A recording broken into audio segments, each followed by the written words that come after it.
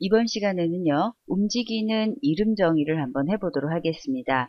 지금 보시게 되면 거래일자를 가지고서 저희가 거래일자 그리고 그 각각 거래일자에 대한 데이터를 이렇게 입력을 하고 있어요. 그래서 1월달의 데이터가 입력이 됐고요. 2월에 입력됐고요. 3월에 입력이 되었습니다. 이렇게 되었다면 당연히 그 이어서 4월과 5월에 해당하는 데이터가 입력이 되어지겠죠. 근데 제가 이름 정의를 하려고 합니다. 앞에서 배우신 것처럼 만약에 움직이지 않는 이름을 정의한다면 G2부터 시작을 해서 보시는 것처럼 입고 금액이 들어간 범위, 바로 G53까지 이렇게 범위를 잡아요. 그리고 나서 이름 상자를 클릭하고서 이곳에다가 제가 입고 금액이라고 이렇게 입력을 해주겠죠. 그러면 입고 금액이라고 하는 이름이 정의가 되었고요. 저는 거래 내역의 집계에 가서 보시는 것처럼 썸이라고 되어 있는 곳에 이렇게 입고 금액을 써서 합계를 내줄 수가 있습니다. 그러면 그 입고 금액에 대한 범위의 합계가 구해지겠죠. 근데 문제는 바로 뭐냐면 입고 금액이 바로 거래일자가 들어오면서, 그러니까 입력에 해당하는 거래일자가 데이터가 들어오면서 어떤 식으로 될까요?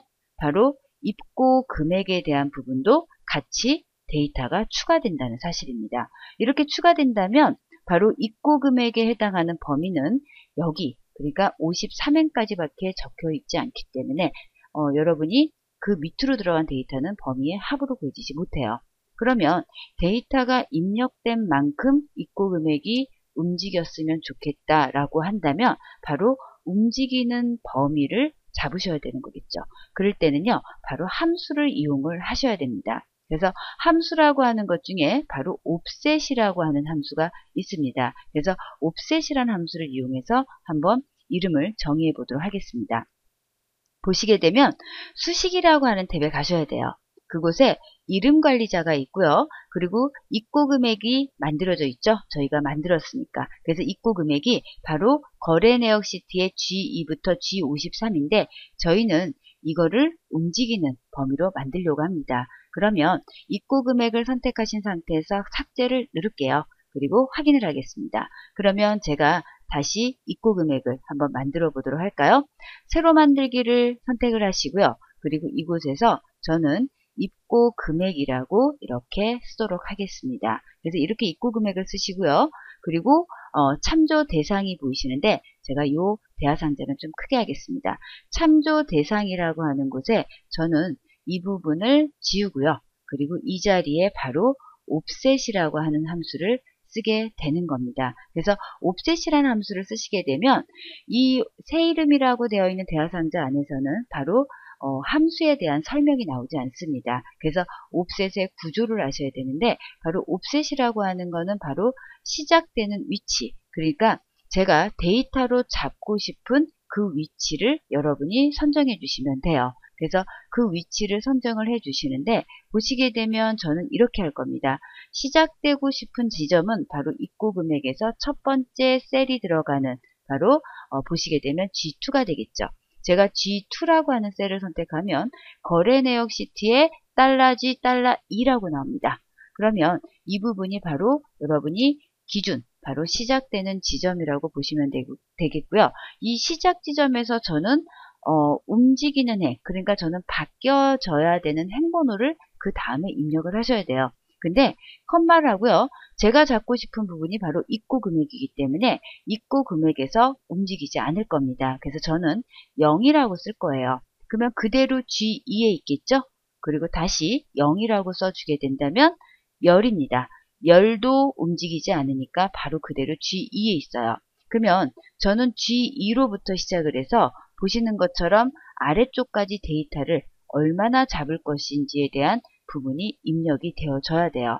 그랬을 때 이거를 일일이 개수를 세는 것이 아니라 저희가 함수 중에서 COUNTA라는 함수가 있습니다. 그래서 COUNTA라는 함수를 쓰고요. COUNTA라는 함수의 성격은 비어있지 않은 셀의 개수는 모조리 다 세라. 그래서 저는 이곳에서 G열을 클릭을 할 겁니다. 그러면 보시는 것처럼 G열 전체가 선택이 됐어요. 예를 들자면 G1부터 G100만 행까지 범위가 다 잡힌 거라 보시면 됩니다. 그러면 다시 볼까요? G열을 전체를 선택을 했으니까 이 열 자체에서 비어있지 않은 셀의 개수. 그러면 바로 G열 전체 중에서 데이터가 들어있는 만큼의 셀의 개수를 세워주겠죠. 근데 문제가 있습니다. 어떤 문제가 있냐면 입고 금액이 들어가 있지 않은 이 구멍난 자리 보이십니까? G3, G4. 그러면 얘는 개수를 세워질까요? 안 세워질까요? 안 세워져요. 그러면 G2부터 시작을 해서 제가 G2부터 시작을 해서 데이터를 가지고 오려고 하는데 그러면 얘를 빼고 나면 그러니까 개수로 세워지지 않는 걸 빼고 나면 어찌 보면 데이터의 범위가 G2부터 중간 정도에서 잘릴 수 있다는 겁니다. 그러면 제가 이렇게 잘리면 안 되죠. 그쵸? 그러면 이렇게 잘려서 숫자를 들어가면 안 되기 때문에 어떻게 보면 입고 금액이 들어간 G2부터 아래쪽에 보이시는 G53까지의 이 52라고 하는 높이를 구하셔야 돼요. 그러면 실제로 말씀드리면 G라고 하는 열을 세시면 안 되고요. 그러면 누굴 셀까요? 바로 데이터가 다 들어있을 것 같은 바로 다른 열을 선택을 하시는 겁니다. 바로 높이의 개념이에요. 그러니까 입고 금액의 개수를 세는 것이 아니라 제가 입고 금액을 구하더라도 입고 금액의 개수를 세야 하는 것이 아니라 입고 금액이 들어있을 만한 데이터의 높이. 그러니까 입고 금액이 데이터가 들어있을 곳은 G2부터 G53까지니까. 그러면 그걸 세줄 수 있는 가령 이걸 한번 해볼까요? 제품명. 제품명은 저희가 모듈이다 입력을 하죠. 그렇죠? 그렇게 되면 바로 C열 전체를 다 범위로 잡고요. 그리고 나서 C열 중에서 비어있지 않은 셀의 개수니까 바로 제품명이 들어있는 걸 셀 겁니다. 그러면 50이면 50, 100이면 100이 들어요. 근데 이 자리에 제일 첫 번째 제품명이라고 하는 C1이 들어와요. 저는 G2부터 잡을 거기 때문에 여기 보시게 되면 G2부터 하나가 돼야 되겠죠. 그러면 하나가 더 많이 세워졌겠죠. 그래서 끝에서 마이너스 1을 하고요. 그리고 컴마합니다. 이렇게 잡으시고 나서 그 다음에 들어올 것은 바로 높이를 했기 때문에 너비가 됩니다. 너비는요. 제가 입고 금액에 해당하는 G열 한 열만 선택을 할 거죠. 그래서 이곳에서 1이라고 선택을 해주시고요. 그리고 가로를 닫습니다. 이렇게 잡으시면 다시 한번 말씀드릴게요. G2라고 하는 셀로부터 시작을 해서 영행 0열이니까 그대로 멈춰요. 이곳에서 카운트 A를 통해서 C열 전체 중에서 데이터가 들어있는 만큼의 셀의 개수 50이면 50, 100이면 100이 나오겠죠.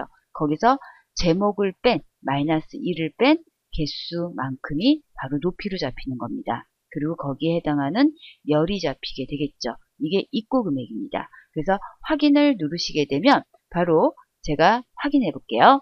참조 대상에서 마우스를 클릭하겠습니다. 그러면 보시는 것처럼 G2부터 시작해서 데이터가 들어있는 이곳까지 그러니까 입고 금액으로 잡아야 되는 범위까지 잡히게 되고요. 닫기를 할게요. 그러면 데이터를 한번 입력해 봐야 되지 않을까요? 제가 이곳에서 데이터를요.